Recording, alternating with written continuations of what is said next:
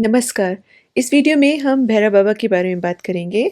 भैरव बाबा के बारे में हमने पहले ही 2 वीडियो बनाए हैं जिसमें बहुत सी जानकारी है, जैसे उनका तत्व, उनकी पूजा आराधना, उनके मंत्र, हर दिन के अनुसार उनका भोग, काल भैरव अष्टमी, अष्टमी स्पेसिफिक पूजा, काल भैरव बाबा का दीपदान इत्यादि। उनको चोला चढ़ाया जाता है, जैसे हनुमान जी को सिंदूर का चोला चढ़ाया जाता है, उसी तरह से काल भैरव बाबा को भी चोला चढ़ाया जाता है, तो उसका विधान। इस वीडियो में हम बात करेंगे कि काल भैरव अष्टमी में हम काल भैरव बाबा का व्रत कैसे करें। जैसे उनकी 3 प्रहर पूजा का विधान है, तो किन मंत्रों से उनको अर्घ्य दें।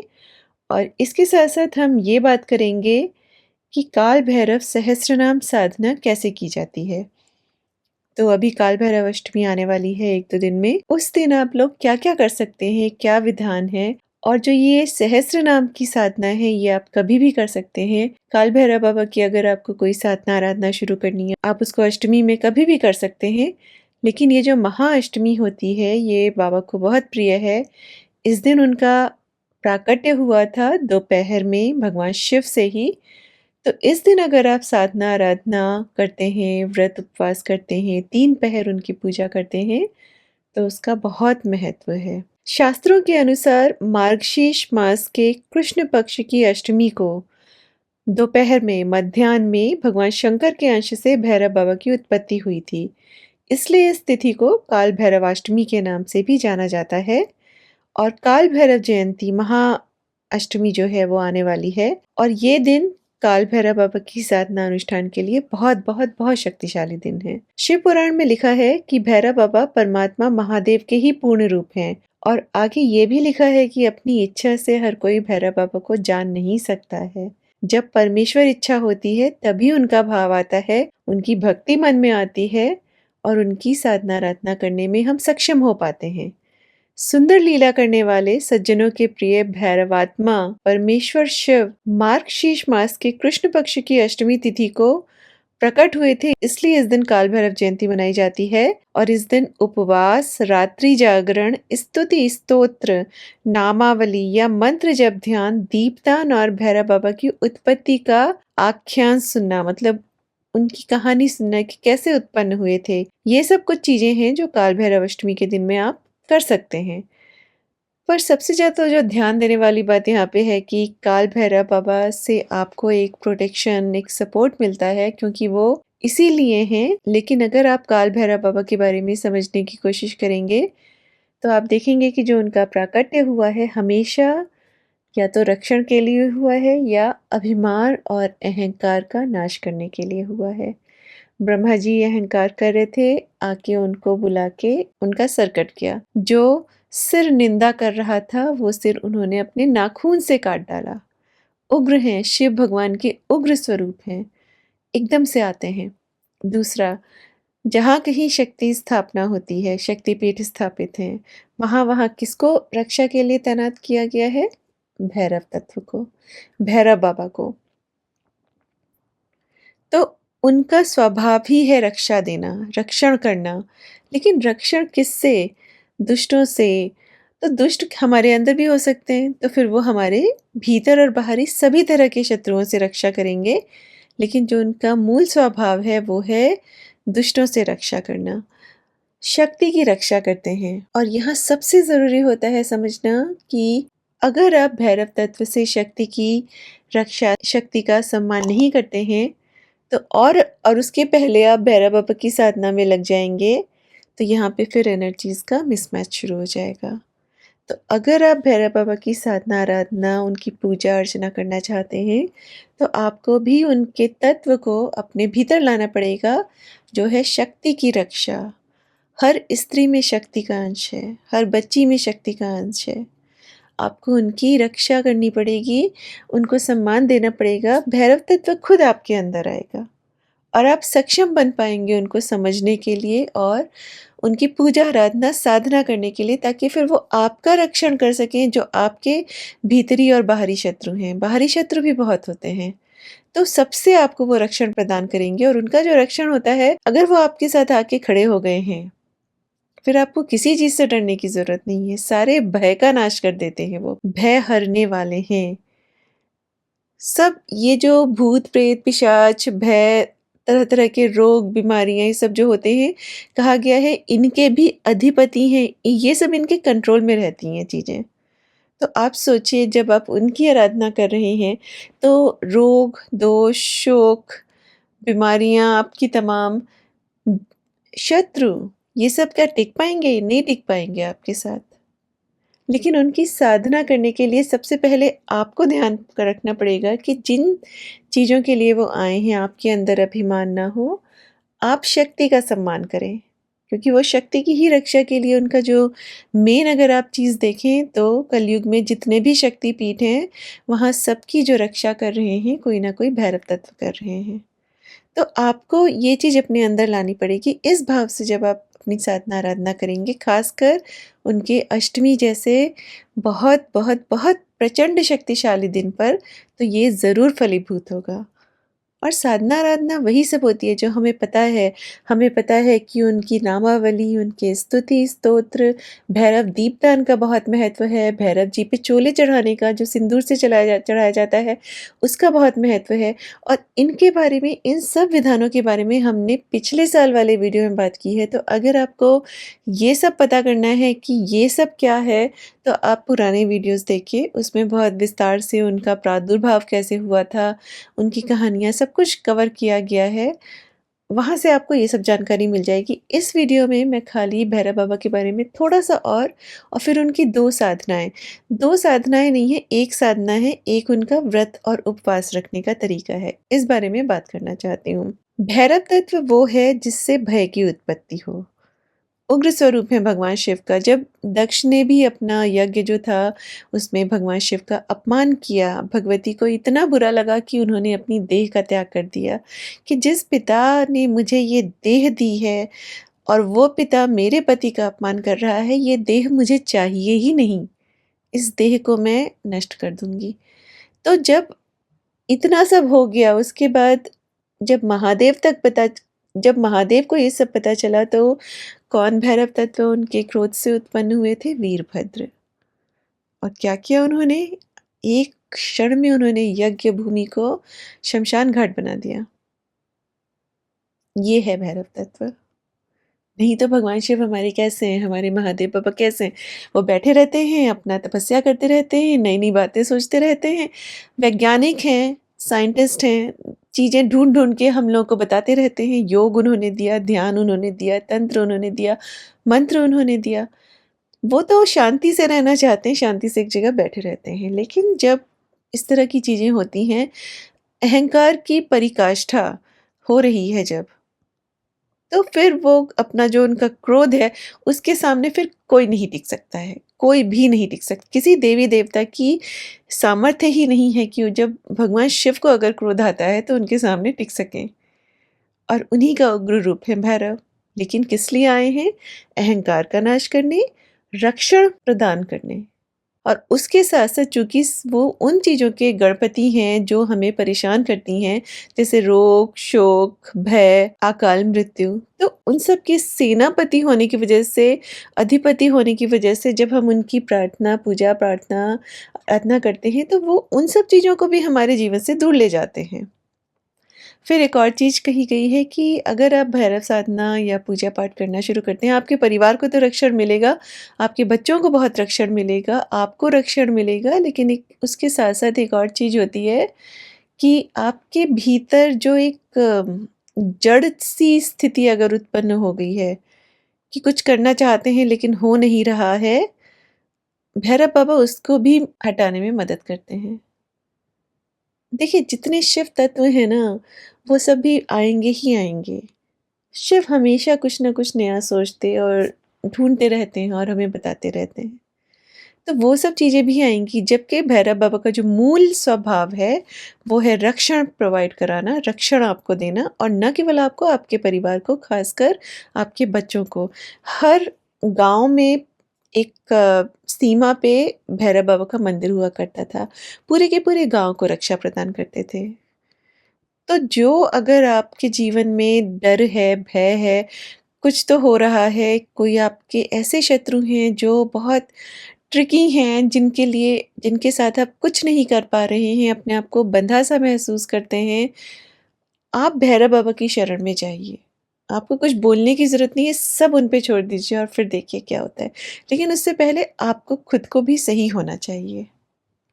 तो भैरव तत्व वो है जिससे भय की उत्पत्ति हो, जो भय की वृद्धि करता हो, जो भय पे शासन करता हो। जितना भी भय आसपास है, सबको कौन कंट्रोल करते हैं? भैरव बाबा कंट्रोल करते हैं। जिसने भय का नाश कर दिया हो, वही भैरव कहलाते हैं। फिर भैरव तंत्र रहस्य एक पुस्तक है, उसमें बताया गया है, तंत्र में अनेक ऋषियों और स्वयं महादेव ने भैरव शब्द का प्रयोग अपने लिए किया है। कहा जाता है कि ये भैरव हैं। कौन है भैरव? भैरव वो हैं जो सभी बंधनों और भय से मुक्त हैं। आप भी भैरव हो सकते हैं अगर आप सभी बंधनों और भय से मुक्त हैं। मात्र शिव तत्व पर दृढ़ रहने वाला ही भैरव है। वहीं से तो आ रहे हैं ना, महादेव से ही आ रहे हैं, शिव तत्व से आ रहे हैं। तो मात्र शिव तत्व पर दृढ़ रहने वाला ही भैरव है। इस सृष्टि में शिव ही ज्ञान, विज्ञान, बुद्धि, आचरण और मृत्यु के प्रदाता हैं। वही जो बात हम बोल रहे थे कि अगर आप देखें कि ज्ञान, विज्ञान, बुद्धि, आचरण और फिर मृत्यु भी कहाँ से आ रहा है? सब महादेव ही दे रहे हैं। भैरव वही कहलाता है। आप भी भैरव तब कहलाएंगे जिसने यह मान लिया हो कि गुरु प्रदत्त, शिव प्रदत्त मार्ग और शिव कृपा से खोजा जाने वाला मार्ग ही श्रेष्ठ है। ये आपको भैरव तंत्र रहस्य में पढ़ने को मिलेगा।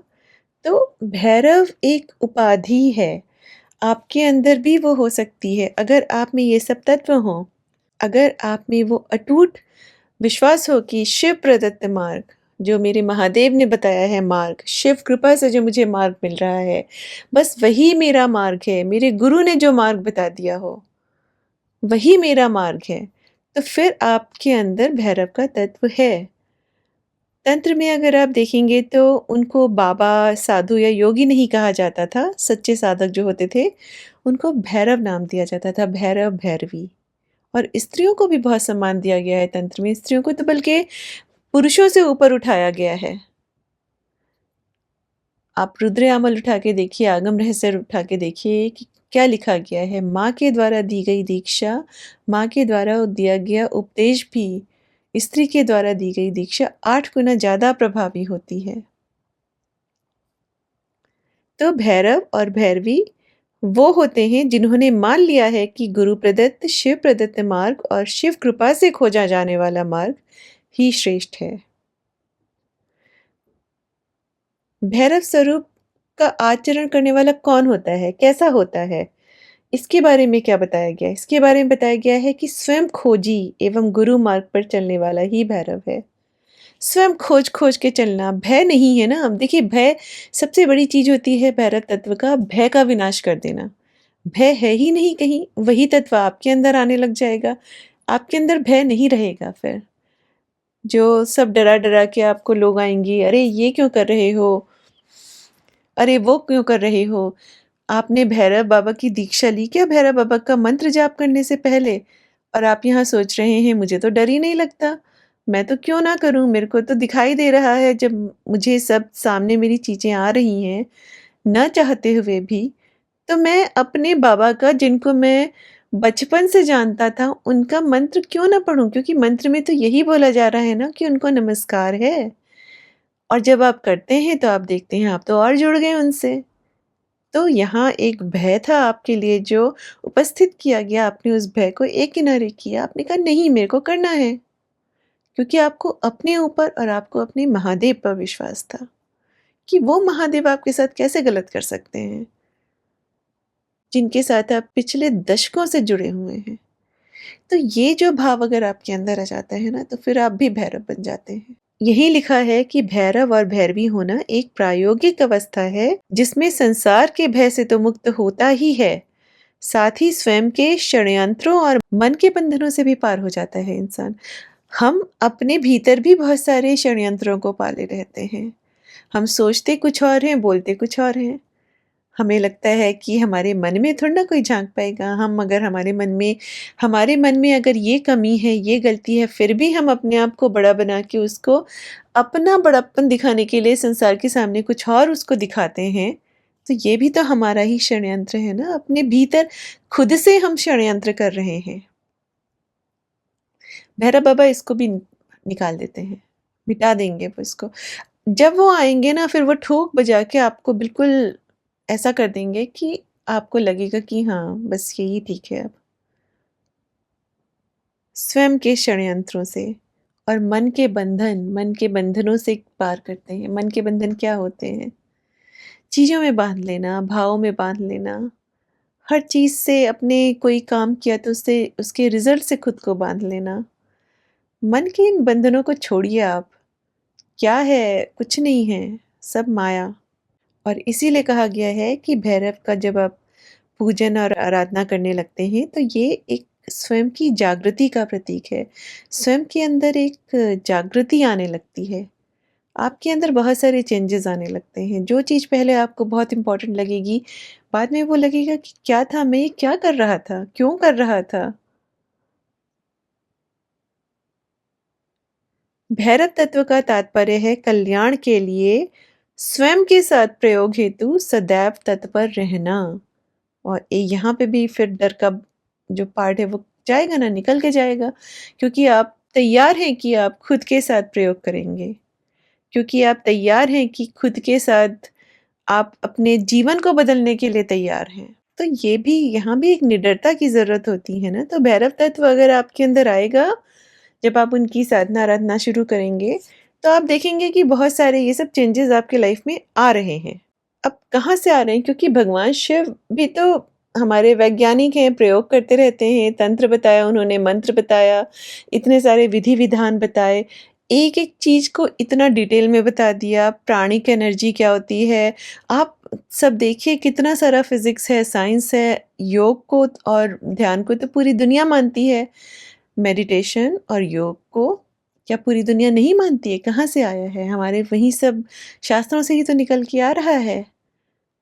तो ये जो चीज़ें हैं, ये प्रयोग ही तो चल रहे हैं। तो ये जो प्रयोग हैं, आपके अंदर भी वो भाव आने लगते हैं, आप डरेंगे नहीं खुद से प्रयोग करने पे।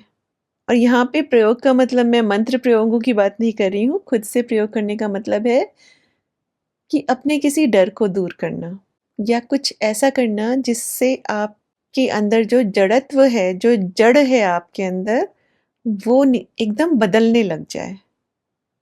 अपनी कोई आदत छोड़ देना, कोई बुरी आदत छोड़ देना, कोई ऐसी प्रतिज्ञा ले लेना, प्रण कर लेना कि मैं ये नहीं करूँगा जब तक कि मैं ये नहीं अचीव कर लेता हूँ। और छोटे-छोटे गोल्स नहीं, फिर आपके हायर गोल्स होंगे। तो ये सब जो चीज़ें हैं, ये भैरव तत्व ही है।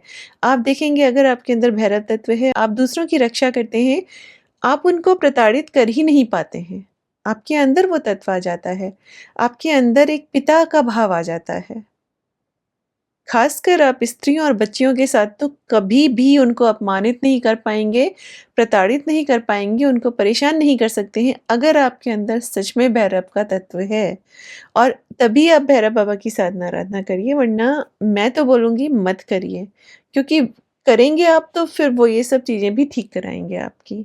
भैरव तत्व में एक और विशेषता है, इसमें भोग और मोक्ष एक साथ समाहित है।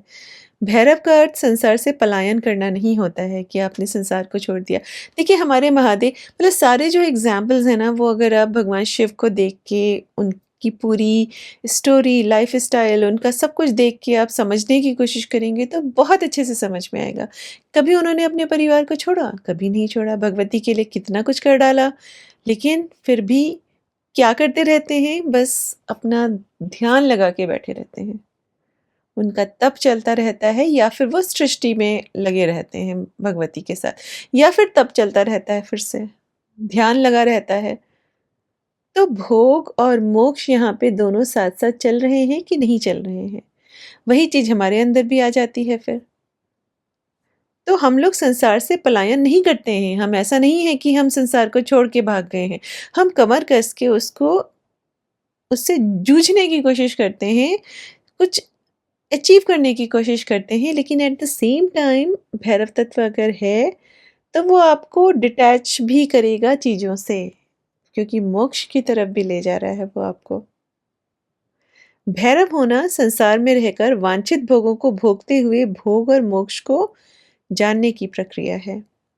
तो भैरव किसी संकुचित मार्ग का नाम नहीं है। सिर्फ ये नहीं है भैरव साधना कर ली, भैरव साधना कर ली। भैरव आप बोलेंगे ही भैरव, भ से ही कभी हम लोग मातृका पे बात करेंगे। मातृका में एक-एक वर्ण में ही अपनी इतनी शक्ति है, और जो देवी-देवताओं के नाम हैं ऐसे नहीं है कि उनको बिना सोचे-समझे वो नाम दिए गए हैं। भ वर्ण में ही कितनी सारी चीज़ें हैं जो अभी आपको समझनी चाहिए। भय का हरण करने वाले आप भैरव ही बोलेंगे ना, तो उसी से ही इतनी झनझनाहट होनी शुरू हो जाएगी। तो ये कोई संकुचित मार्ग, छोटा-सा मार्ग नहीं है कि आप रोज़ बैठ के भैरव साधना कर रहे हैं और आपको लग रहा है बस मुझे रक्षण मिल रहा है या मैं कुछ कर रहा हूँ। ये एक बहुत बड़ा चेंज आपके लाइफ में ले आएगा, बहुत बड़ा चेंज, जो कि थोड़ा-सा आपके लिए तकलीफ़दायक हो सकता है, क्योंकि ये आपको चेंज करेगा।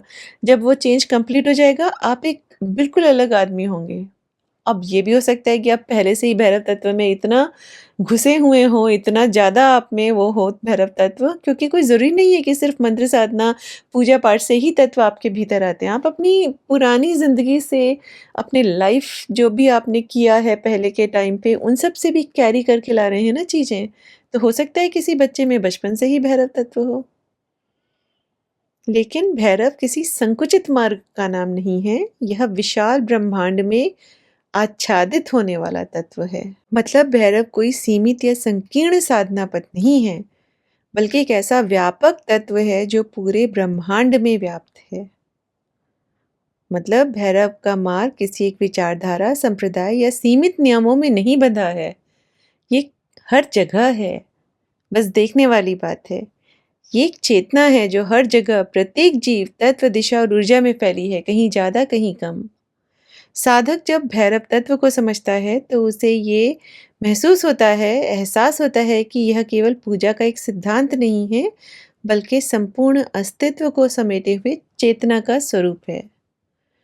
तो भैरव तत्व को समझ के आप साधना करिए और फिर चेंजेस के लिए तैयार रहिए। लेकिन भैरव तत्व में 2 चीज़ें हमेशा याद रखिए, अहंकार का नाश, आपके भी अहंकार का नाश किया जाएगा। दूसरा, शक्ति की रक्षा। अगर आप शक्ति को प्रताड़ित करते हैं, उसके भक्षक बने हुए हैं और फिर आप भगवान भैरव से चाहते हैं वो आपको आशीर्वाद दें, आप खुद देखिए आपको कैसे मिलेंगे, कहाँ से मिल जाएँगे। तो ये 2 चीज़ें हैं, इनको ध्यान में रख के आप भैरव बाबा की साधना करिए। फिर हमेशा हमने बात की है कि शक्ति साधना बिना भैरव उपासना के कभी भी पूर्ण नहीं होती है। ये आपको शक्ति संगम तंत्र में पढ़ने को मिलेगा, बहुत सारे तंत्र में लिखा हुआ है। और महादेव कहते हैं कि हे पार्वती, जिस प्रकार क्रोध भैरव के संयोग से यक्षिणियाँ शीघ्र फलदायी होती हैं, उसी प्रकार पुंयोग से शक्ति विद्याएँ शीघ्र सिद्धि प्रदान करती हैं। शक्ति साधना जब आप करेंगे, आपको भैरव साधना साथ में करनी ही पड़ेगी। तो भैरव बाबा का जो आशीर्वाद है, वो आपको शक्ति साधना के लिए भी चाहिए। और अगर आप एक गृहस्थ हैं, तो आपको भैरव बाबा के सात्विक ध्यान, सात्विक पूजा पाठ पर ही ध्यान देना चाहिए, उसी पे ज़्यादा ज़ोर देना चाहिए। क्योंकि भैरव बाबा उग्र बाबा हैं, अगर आप उनकी तामसिक और राजसिक साधनाएँ करने लग जाएँगे, तो हो सकता है फिर ये आपके परिवार पे भी इसका प्रभाव पड़ेगा। इनफैक्ट जो भी आप साधना आराधना करते हैं, कवच, स्तुति, स्तोत्र करते हैं, उसका आप पे और आपके परिवार पे भी उसका प्रभाव पड़ता है। अगर आप काल भैरव अष्टकम कर रहे हैं या काली कवच कर रहे हैं, तो उसका आपके परिवार पे भी आपके परिवार को भी उसका प्रोटेक्शन और उसका रक्षण मिल रहा है। तो ये बात हमेशा ध्यान रखिए, जिस तरह की भी साधना लीजिए, अपने परिवार में कैसे हैं सब लोग, किस तरह का उनका स्तर है, थोड़ा इन चीज़ों का आकलन करने के बाद आप साधनाओं को लीजिए। अब हम बात करते हैं काल भैरव जयंती का जो व्रत होता है, वो आप कैसे रख सकते हैं। तो इसमें पूरे दिन व्रत रखने का विधान है और कहा गया है कि 3 प्रहर 3 मंत्रों से 3 बार अर्घ्य दिया जाता है। जो ये मंत्र हैं ये आपको डिस्क्रिप्शन में मिल जाएँगे। रात्रि में जागरण किया जाता है और शिव जी की कहानियाँ सुनी जाती हैं, तो सब पापों से मुक्ति मिलती है। ये आपको शिव रहस्य व्रत परिचय में पढ़ने को मिलेगा। भैरव बाबा का दोपहर के समय जन्म हुआ था, इसलिए बोला गया है कि उनका मध्याह्न व्यापिनी अष्टमी लेनी चाहिए। लेकिन कई जगह मैंने पढ़ा है चूँकि उनकी रात्रिकालीन साधना का बहुत महत्व है, तो इसलिए उनकी कई जगह रात्रि व्यापिनी तिथि भी ली जाती है। फिर जो दूसरी उनकी साधना है, जो बहुत सुंदर साधना है और हर कोई इसको कर सकता है, चाहे आप दीक्षित हैं, नहीं दीक्षित हैं। मैं हमेशा बोलती हूँ नहीं भी दीक्षित हैं किसी चीज़ में आप हमेशा भगवान शिव के पास जाके उनके चरणों में लोट-पोट के देव दीक्षा विधान से आप उस मंत्र के अधिकार को ग्रहण कर सकते हैं। ये हमारे शास्त्रों में लिखा हुआ है, शास्त्रों से आ रहा है। और शिव से बड़े गुरु कौन होंगे? वही तो दे रहे हैं सब तंत्र मंत्र और आगम रहस्य वगैरह और सारे रहस्य। तो सहस्रनाम स्तोत्र क्या होता है? ये सहस्र माने 1000। सहस्रनाम क्या होता है?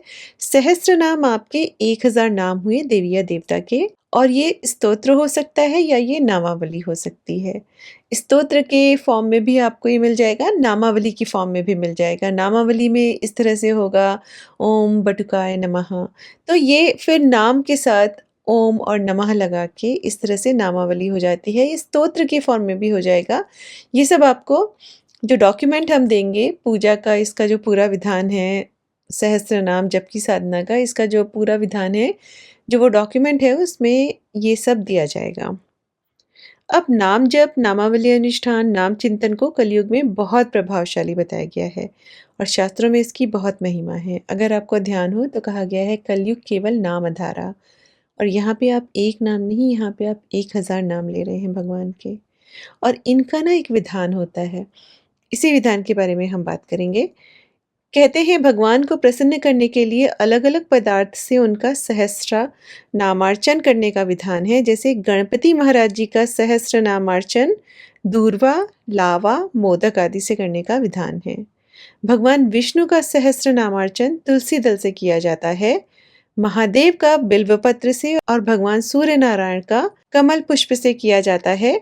भगवती दुर्गा का सहस्त्र नामार्चन जपा पुष्प और कुमकुम अक्षत इत्यादि से किया जाता है। सहस्त्र नाम जप और सहस्त्र नामार्चन पूजा आराधना में बहुत महत्व रखता है।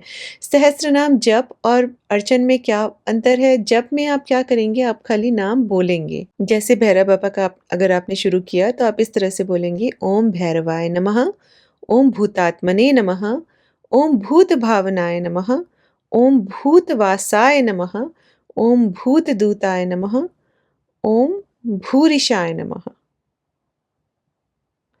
तो आप इसको सिर्फ जप कर रहे हैं, आप सिर्फ इसको बोल रहे हैं। कई लोग इस तरह से भी बोल देते हैं भैरवाय, भूतात्मने, भूत भावनाय, भूतवासाय, भूतदूताय, इस तरह से भी कर देते हैं बिना ओम और नमः लगाए। जिस तरह से आपको करना है आप कर सकते हैं, लेकिन जब आप अर्चन करते हैं तो आप हर नाम मंत्र के साथ भगवती या जो आपके देवता हैं जिनका भी आप नामार्चन कर रहे हैं, उनको अक्षत, कुमकुम, पुष्प ये सब अर्पित करते जाते हैं। जैसे आपने बोला ओम भैरवाय नमः, उसके बाद आपने पुष्प और अक्षत वगैरह जो है वो अर्पित कर दिया। उसी तरह से ओम भूतात्मने नमः, फिर से आपने पुष्प अर्पित कर दिया। ओम भूत भावनाय नमः, फिर से आपने पुष्प अर्पित कर दिया। और जैसे कि हमने बात की कि हर देवता के, हर देवी के अपने कुछ प्रिय पदार्थ होते हैं। हर पदार्थ में एक सर्टेन एनर्जी होती है। हमने बात की है इसको बहुत सारे वीडियो में कैसे हर मटेरियल में एक प्राणिक एनर्जी होती है। इसीलिए जब आप हवन वगैरह करते हैं तो उनको विधान है सर्टेन चीज़ों से करने का। अलग-अलग देवताओं के लिए अलग-अलग चीज़ों का विधान क्यों है? उनके तत्व के साथ वो प्राणिक एनर्जी जो है वो मैच करती है। उन्हीं के लिए होती है वो। तो इसी तरह से जब आप अर्चन करेंगे तो आप पुष्प समर्पित कर देंगे, साथ में आप अक्षत, कुमकुम ये सब भी समर्पित कर सकते हैं, देवता के हिसाब से, देवी के हिसाब से।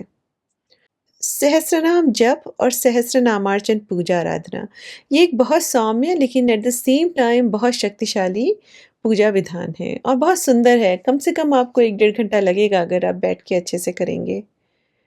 तो ये जो विधान है आप काल भैरव जयंती पे कर सकते हैं या आप हर अष्टमी तिथि पे भगवान काल भैरव के निमित्त आप ये जो अनुष्ठान है या जो ये एक साधना है इसको आप कर सकते हैं। आप इसको एक बार पढ़िए, आप इसको 11 बार पढ़िए, आप डिसाइड कर लीजिए क्योंकि जो समय है इसमें लग जाता है पढ़ते-पढ़ते।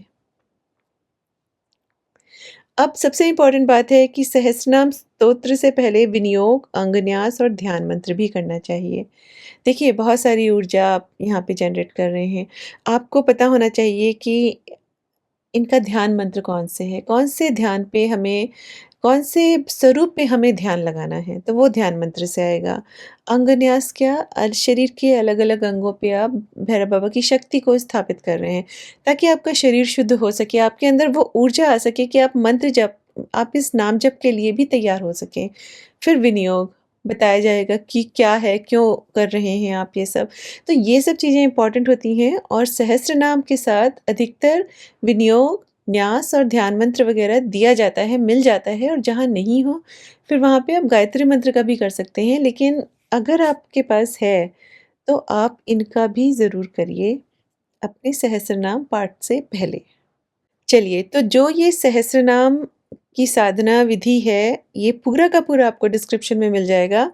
इसमें पूरा डिटेल दे दूँगी कि क्या-क्या करना है, जैसे स्नान करके पवित्र होना है, फिर भैरव बाबा की प्रतिमा को सामने रखना है, आसन पे बैठ जाना है, किस दिशा में बैठना है, फिर दीपक जला के आपको उसको पूर्वाभिमुख रख देना है, हाथ धो लेने हैं, फिर दीपक मंत्र से आपको दीपक को पुष्प कर अर्पित करते हुए पूजा करनी है।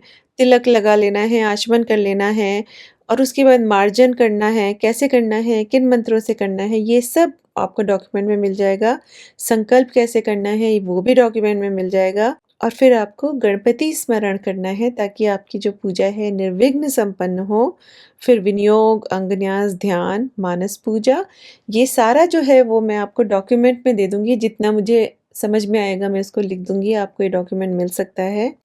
और उसके बाद जब आप मानस पूजा कर लेंगे, उसके मंत्र हैं, मानस पूजा के बाद फिर पंचोपचार, दशोपचार या षोडशोपचार पूजा करिए और इसके बाद आप सहस्र नामावली का अपना पाठ करना शुरू करेंगे और हर नाम मंत्र से पुष्प, पत्र, अक्षत इत्यादि आप देवता पर चढ़ाते जाइए।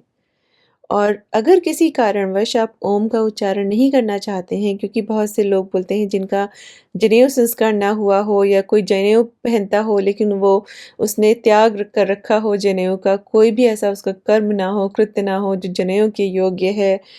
कई बार स्त्रियों के लिए भी बोला जाता है कि उनको भी वो प्रणव का उच्चारण नहीं कर सकती हैं। देखिए, मैं तो करती हूँ, बचपन से करती आ रही हूँ, अभी भी करती हूँ। लेकिन अगर किसी कारण से आप नहीं करना चाहते हैं, तो हर नाम से पहले आप श्री का उच्चारण कर सकते हैं।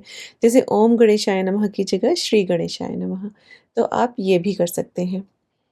चलिए, तो ये जो डॉक्यूमेंट है, ये आपको डिस्क्रिप्शन में मिल जाएगा, इसका लिंक और उसमें सारी इन्फॉर्मेशन है, उसमें पूरी सहस्र नामावली भी है भगवान काल भैरव की।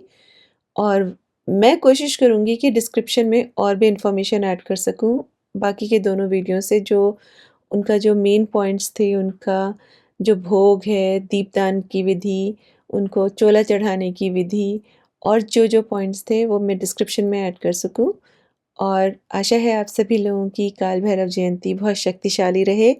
हमारे यहाँ अमेरिका में कल है, आप लोगों के यहाँ इंडिया में 12 तारीख को है। तो साधना ज़रूर करिएगा, रात्रिकालीन साधना बहुत ज़रूरी होती है। दोपहर में उनका प्रादुर्भाव हुआ था, तो दोपहर में भी ज़रूर करिएगा और साधना ज़रूर करिए, ध्यान ज़रूर करिए। ध्यान सबसे ज़्यादा ज़रूरी है। कोई भी पूजा-पाठ आप कर रहे हैं किसी देवी-देवता के निमित्त, उसके बाद बैठ के उनके मंत्रों पे ध्यान लगाइए क्योंकि यही है जो फिर चेंज लाना शुरू करता है आपके अंदर। चलिए, मिलते हैं अगले वीडियो में। नमः चंडिकाएँ।